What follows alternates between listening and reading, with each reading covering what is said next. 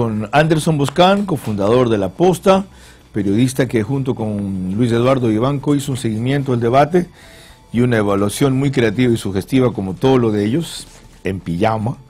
Ok, comienza la siguiente conversación Yolanda Torres respecto a cómo vio algo que estamos analizando toda esta semana. Son las 7:26. Yolanda, ¿comienza o yo? Ya, ok, aquí constaba al revés. Cuéntame por qué te pareció favorable a Lasso, según lo que he revisado en tus opiniones. Bienvenido y buenos días, Anderson. Buenos días, Carlos. Gracias por la invitación. Creo que por muchos motivos, para mí el principal, y lo hacía público el día del debate, el principal es que Lasso ha tenido la oportunidad de recordarle al país que cuando gente peligrosa llega al poder, que cuando gente que no está allí para gobernar la cosa pública, para administrar la cosa pública, llega al poder, no solamente se dan escándalos de corrupción, que también se dan cuando gente decente llega al poder, sino que cuando la gente mafiosa llega al poder, pues hay violaciones sistemáticas a los derechos humanos, y matan a un general de la República que denuncia corrupción, y asesinan a los indígenas y líderes como Bosco Bilsuma, y arrastran a dirigentes históricas como Lourdes Tibán, y expulsan del país a las acompañantes sentimentales de líderes indígenas como Manuela Pic. Y creo que el silencio del señor Arauz es un silencio que dice mucho, específicamente para el nicho que estaba buscando el debate, que eran los indecisos, estos que están diciendo, no me gusta lo suficiente el señor Lasso porque, ¿sabes? No, el pelo largo, es que no creo que un presidente deba tener el pelo largo. Y creo que hay gente que se está poniendo a mirar detalles que van mucho más allá de lo importante. Lo importante es que cuando las mafias asumen el poder, incluso la vida está en riesgo. Anderson, en verdad eso es lo importante, pero la gente no come derechos humanos. Los atentados que mencionó Guillermo Lasso no fueron contra el pueblo masivamente, y más bien la respuesta que dio Arauz fue la sensación de que masivamente contra el pueblo se atentó por los hechos de octubre. Él dijo lamentablemente cuando Guillermo Lasso reseñó eso, y luego es lamentable que si ciertos hechos causaron daño a algunas familias, así de débil fue su respuesta. Pero lo que algunos examinan es que este es un tema que te afecta a ti, te interesa a ti, no solo porque eres un demócrata, por lo que pasa en tu país, a mí, por lo que viví y vivimos aquí en el entorno, pero que Lasso al pueblo no le dijo ni le profundizó 3 o 4 temas básicos, que son básicamente salud, educación y su propuesta más importante, que es empleo. Y para un sector de jóvenes se quedó corto en lo ambiental, y para otro de mujeres, corto en lo de mujeres. ¿Coincides o no con ese examen? No coincido en todo. Primero porque no creo que sea verdad que a la gente no le importe que en un país se asesine a un general de la República como una decisión política por haber denunciado corrupción. Yo me niego a creer que el Ecuador es un país que, hombre, yo cojo mis maletas mañana y me voy. Si al Ecuador no le importa que aquí se asesine gente porque ha denunciado corrupción, mucho más si es un general de la República. Anderson, si a la gente le importa eso, ¿por qué 32% votó por lo que es un parapeto de Correa? Por muchas otras razones que las ha citado y las ha recogido. Son razones que afectan directamente a su economía, porque se sienten escuchados, porque creen que el proyecto puede enfrentar a una élite contra la que están resentidas, por muchas otras razones que también son válidas. No votarán por ellos, te lo aseguro que nadie vota por ellos para que vayan a matar a otro general. Ese no es el Ecuador. Creo que sí es verdad que el mensaje de Lasso no llegaba a nadie en la capa baja de la población, o en la capa, más ancha de la población, porque es la más masiva, pero tampoco tenía por qué. No son los debates unos escenarios para las clases populares, son en realidad para los fanáticos de la política, para los círculos rojos, para los periodistas, los analistas, los académicos, los bla bla bla bla bla, que no son la gran base de votantes. Ya, qué interesante tu punto de vista. Y ¿sabes qué? Avalado por los ratings. Yo que creí que esto iba a tener en la televisión abierta, que se mide la sintonía, en las cableras, como tú sabes, no se mide, y solamente Quito, Guayaquil, o sea, no es una sintonía nacional. El debate pegó solo 16 puntos. Hay novelas que a veces tienen esa misma sintonía en un solo canal. Este fue en todos los canales. Y se estima que la audiencia de 16 puntos son 650.000 hogares en el país. Si tú multiplicas eso por 3, tienes más o menos 1.950.000 personas, si es que las 3 estaban viendo el debate, lo cual es un fenómeno desconcertante, sino decepcionante. Y la otra cosa, la migración hacia el sueño, hacia otras alternativas, o apagar del canal después de la primera hora, fue significativa. Siendo así, entonces, ¿cómo debe hacer Lasso para llegar a ese sector del pueblo que no siguió ese debate? Lo normal en la mayoría de los episodios democráticos que cuentan con un debate antes de las elecciones es que el debate llega al círculo rojo, llega a los periodistas, a los analistas, a los académicos, y es este círculo rojo el que, como tú y yo estamos haciendo en este momento, se la pasa toda una semana hablando del bendito debate. Entonces, el que no se ha enterado del debate por el debate, se ha enterado del debate por la conversación sobre el debate.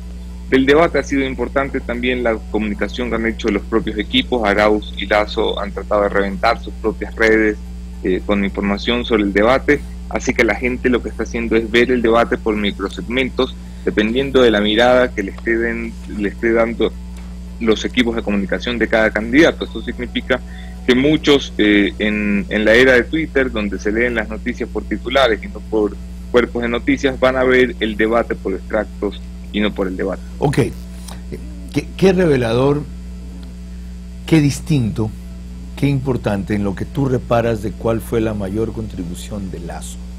Advertir lo que pasa cuando una mafia se enseñorea en el poder. Yolanda Torres prosigue con la entrevista a Anderson Boscan. Yolanda. Anderson, un gusto saludarles desde Quito. ¿Hubo una ganadora del debate presidencial del domingo? ¿Alguna persona ganadora, aunque ausente en el debate? Pero que estuvo muy presente en las redes el día de ayer. Se trata de Andrea Bernal, valiente y decidida, rechazó el formato del CNE para el debate. ¿Cuál es su opinión? Bueno, yo creo que coincido con la mayoría de los ecuatorianos. Andrea Bernal fue la única ganadora de la primera ronda de debates y fue también una ganadora en el último debate. Se la extrañó muchísimo, yo la admiro, no solamente es una querida amiga y colega, sino que es una admirada colega. Y hay poca gente a la que admiro tan fervientemente. Es una persona que hubiera sabido darle un giro distinto al debate. Creo que fue notorio como el rol de la moderadora pues podía haber sido reemplazado por un reloj o por un robot o por un cono, lo mismo daba, no porque la señora Claudia Arteaga, a quien no tengo el gusto de conocer, sea mala haciendo lo suyo, sino porque no peleó por tener un formato que le permitiera que un ser humano allí tuviera un rol. La señora Claudia Arteaga se convirtió en una lectora de papelitos y bueno, para eso no creo que se necesite Andrea Bernal. Es una pena que el CNE no le haya dado la razón a Andrea, porque creo que el debate hubiera mejorado muchísimo. Perdimos casi la mitad del debate entre las tonterías de las propagandas y publicidades y las tonterías de ir presentando temas que eran más largas que las respuestas de los candidatos. Por otro lado, creo que nosotros de la ciudadanía en general esperábamos más de Andrés Arauz. Sin embargo, hay que tener un poco de conmiseración. A él le tocó caminar en la cuerda floja mientras intentaba dirigirse a su público objetivo. Debía cuidar sus palabras para no herir la sensibilidad de Rafael Correa. ¿No le parece que es una situación difícil que hacia el final del debate se evidenció en su expresión gestual? A ver, yo creo que el señor Arauz no lo hizo tan mal como muchos proclaman. Creo que, de hecho, lo hizo bastante mejor de lo que yo esperaba. Yo esperaba que fuera un desastre, no porque el señor sea tonto, como muchos dicen, tonto no es, sino porque el correísmo lo que no sabe es debatir en condiciones democráticas, y lo que tenía que hacer, y lo que finalmente hizo, fue debatir en condiciones democráticas. Estuvo en la capacidad de responder e increpar sin necesidad de saltarse el tono democrático que necesita un debate. En lo que sí se lo veía muy incómodo, Yolanda, y sí tienes razón en eso, es en que era incapaz de preparar, de dar respuestas que estaban fuera del guión. el último segmento, cuando se dieron las preguntas de lado y lado de los candidatos, el señor Arauz fue el peor segmento de Arauz, y fue el peor segmento porque no lo pudieron adiestrar, no lo pudieron enseñar. Recuerda que Arauz tiene en política pues menos de lo que yo tengo con mi nuevo sofá. Es decir, tiene 6 meses en política y ha aprendido a hablar hace 3 semanas. Entonces es muy jodido para una persona tan joven, tan experimentada, que tiene que enfrentarse para un balotaje, que sabe que puede cometer errores que le cuestan la elección, dar un buen debate bajo esas condiciones de estrés, y además sabiendo que gran parte del debate va a girar en torno a corrupción. Claro, el flaco se tenía que quedar callado y esperar ansiosamente que acabara el tema, que acabara el segmento, porque ¿qué va a decir Andrés Arauz de corrupción, de democracia?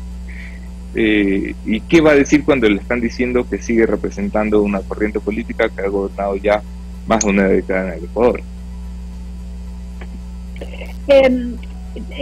Sobre el debate en sí, el espacio de ustedes, que le llaman el debate en pijama o en pijamados, que la verdad yo me arrepentí de no haberle seguido a ustedes, porque casi me duermo, ya más de 2 veces casi me duermo durante el debate, y esto por el formato que estuvo tan pesado, ¿no?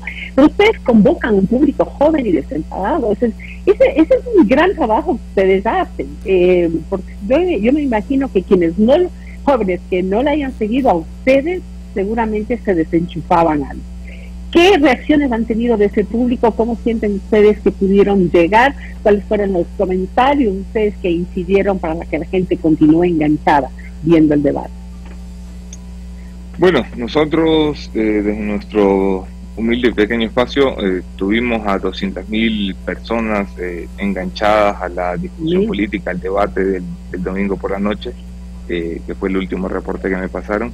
Y son de las cosas que me emocionan y por las que hago esto, porque claro, cuando revisas quienes nos ven, la mayoría de ellos efectivamente son gente joven de mi generación, y me siento tremendamente orgulloso de que gente de mi generación, de mi edad, se esté enganchando en la discusión política, se esté emocionando y se esté mamando un debate tan aburrido, porque bueno, al final hay quien lo hace menos aburrido, y tratamos de meterle emoción, meterle un poco de humor, tratar de hacer que entendemos que es algo que nadie quisiera ver, pero como es algo que hay que ver, tratamos de que la gente se lo pase bien cuando lo está mirando. Y sí creo que cada vez hay más jóvenes comprometidos con la política, no evidentemente no gracias a la posta, sino gracias a que muchos medios les están dando información en su propio lenguaje, a que los candidatos les han empezado a hablar en su propio lenguaje a través de TikTok y otras redes, y eso demuestra que podemos incorporar a quienes hoy son mayoría en el padrón electoral, los jóvenes de 45 hacia abajo. Yo sé que el tiempo corre, rápidamente quisiera entrar en otro tema porque me interesa muchísimo su opinión. ¿Por qué el tema de las vacunas es tan pesado, Anderson? Y por pesado quiero decir indigerible. ¿Es esto una comprobación más sobre la sociedad de privilegios que vive Ecuador? El tema de las vacunas ha terminado en lo que ha terminado, en una cloaca más de los planes gubernamentales. Era un gran plan y creo que habían hecho las cosas bien, creo que hicieron un esfuerzo extraordinario por traer las vacunas cuando todos los países estaban mirando el techo, y Ecuador consiguió, sí, una tontería para su población, pero 87.000 vacunas te permitía entrar en la primera línea y dar respuestas al país. Y la arruinaron porque no tenían idea de qué hacer, la arruinaron porque nadie quiso ponerse al frente, porque cada vez que preguntaba quién está al frente me decían, no, el presidente no, y la vicepresidenta, no, tampoco, y el ministro, no, tampoco. ¿Quién está al frente de esto? O sea, han puesto el pasante del Ministerio de Salud. Y claro, nadie quería meterse al frente porque sabían que al final podía terminar mal, y lo que estaban haciendo era cuidarse de ellos cuando su obligación era cuidar a la economía. Ellos están ahí para cuidar al país, no para cuidarse ellos de la Contraloría, de la Fiscalía y del bochorno y del escarnio público. Muchísimas gracias, Anderson. Vamos con Carlos nuevamente, Carlos de Madrid. Gracias también a Anderson. Para concluir con mi agradecimiento y el balance que tú sacaste y has recreado de aquí de alguna manera. Miren lo importante que son estas palabras que deben inscribirse casi en marco. Lasso ha ganado el debate, dice Anderson Boscan en un tuit del 21 de marzo, por muchos motivos, pero sobre todo por recordarle al país que no fue solo lo que robaron. Arauz no tuvo palabras para explicar el asesinato del general Gabela que se ordenó en el gobierno de Correa. Las mafias no solo roban, matan. 7:41.